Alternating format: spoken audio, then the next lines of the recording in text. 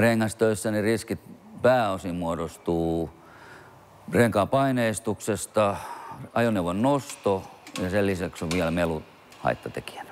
Rengastöissä työtapaturmat on hyvin usein pienehköjä, mutta sitten löytyy taas riskitekijöinä tämmöinen renkaan paineistaminen, joka saattaa aiheuttaa työntekijän kuoleman. Renkaasta kun purkautuu paine hyvin nopeasti, siellä on 9 baarin paine, niin se paineisku on äärettömän voimakas.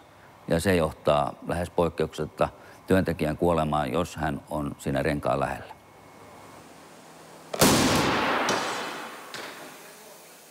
Renkaan räjähtäminen aiheuttaa hyvin vakavia vahinkoja johtuen siitä, että renkaasta purkautuu äkillisesti ehkä 9 baarin paine, joka aiheuttaa kudosvammoja, luun murtumisia.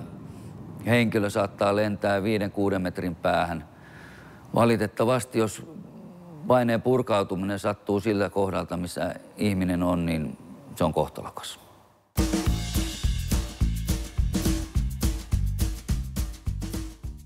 Mielestäni parhaat keinot työtapaturmien torjumiseksi on riskien kartoitus. Eli lähdetään toimipaikassa miettimään, minkä tyyppisiä riskejä meillä on, tunnistetaan riskit, jonka jälkeen voidaan lähteä ehkäisemään työtapaturmia. Työnantajan vastuu on luoda turvallinen työympäristö. Työntekijän vastuu on noudattaa annettuja ohjeita. Samalla myös ilmoittaa havaitsemistaan puutteista.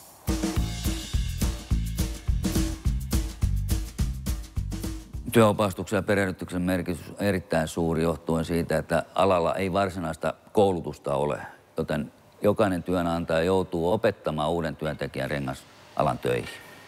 Rengasturvallisuuskortti koulutuksen yhteydessä käsitellään rengasalan riskejä ja niitä keinoja, joilla näitä tapaturmia voidaan vähentää. Opetetaan paremmat, turvallisemmat työmenetelmät.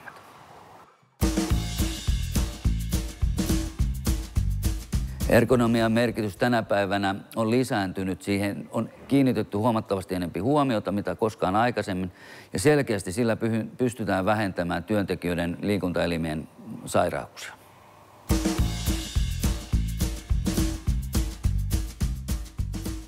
Häkin merkitys on hyvin suuri johtuen siitä, että se ohjaa ilmavirran eri suuntaan. Esimerkiksi verkkomallinen hajottaa sen, tai sitten on niin sanottu lamellimalli, joka ohjaa sen esimerkiksi ylöspäin paineilman.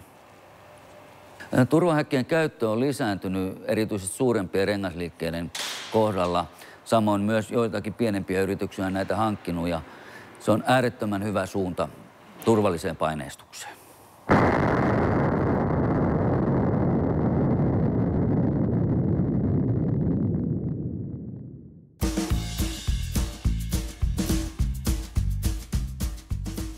Silloin kun ei ole turvahäkkiä käytössä tai yksinkertaisesti sinne ei mahdu rengas turvahäkin sisälle, niin silloin täytyy ryhtyä muihin varotoimenpiteisiin, joita on esimerkiksi, että pidetään pyörä asennuskoneessa kiinni, asentaja sijoittuu renkaan kulutuspinnan suuntaisesti riittävän etäälle, joka on noin 2-3 metriä renkaasta.